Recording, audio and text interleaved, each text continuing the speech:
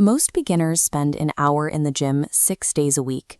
They hit chest on Monday and then hit it again on Thursday, operating on a simple assumption: more volume equals more gains.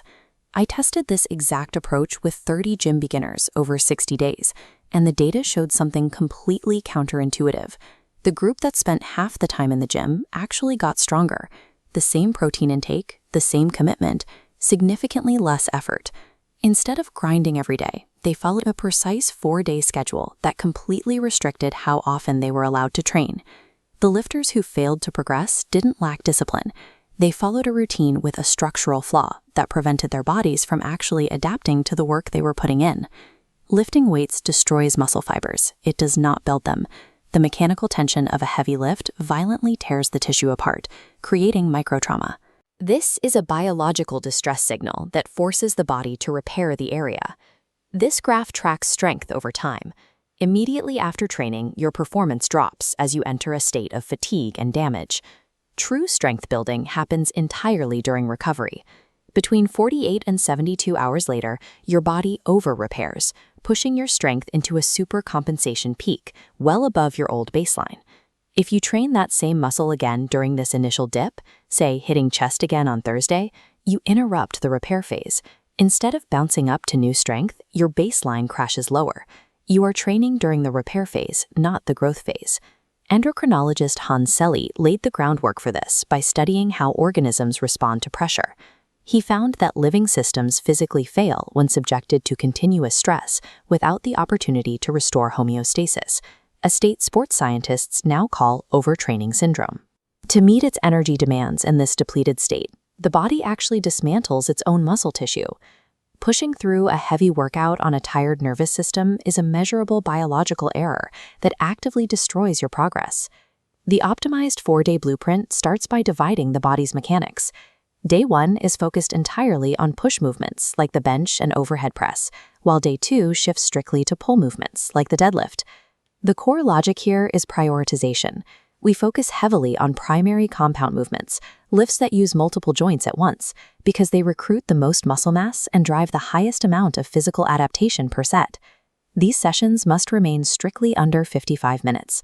Extended, high-volume workouts cause your testosterone to cortisol ratio to drop, shifting your body into a catabolic state, where muscle breakdown outpaces muscle synthesis. By utilizing heavy compound lifts, you get a highly efficient stimulus.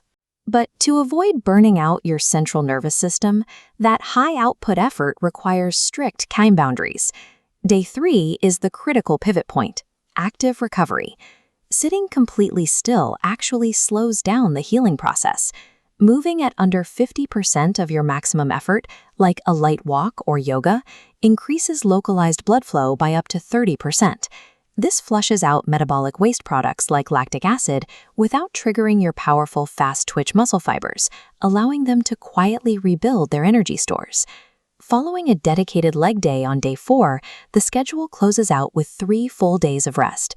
During Stage 3, deep sleep on these off days, your brain waves slow down and human growth hormone floods your system.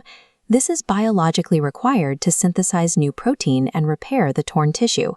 Looking at this master timeline, you can see how this 7-day rotation aligns perfectly with human biology.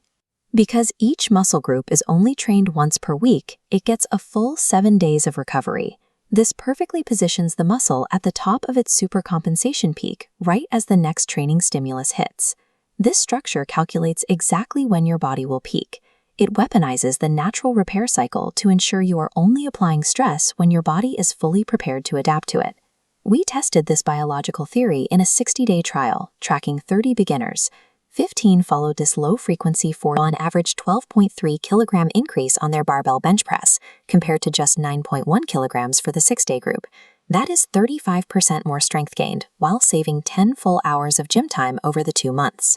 Looking at the body composition metrics on this same chart, the low-frequency group built 2.1 kilograms of lean mass versus 1.8 kilograms. More importantly, the 4-day group experienced 0 injuries, while the high-frequency group suffered 4 separate cases of tendinitis and strain. The 4-day program also achieved a 97% completion rate, compared to a 73% failure rate on the 6-day split. People stuck with it because it was actually manageable. The empirical data proves a clear reality for beginners.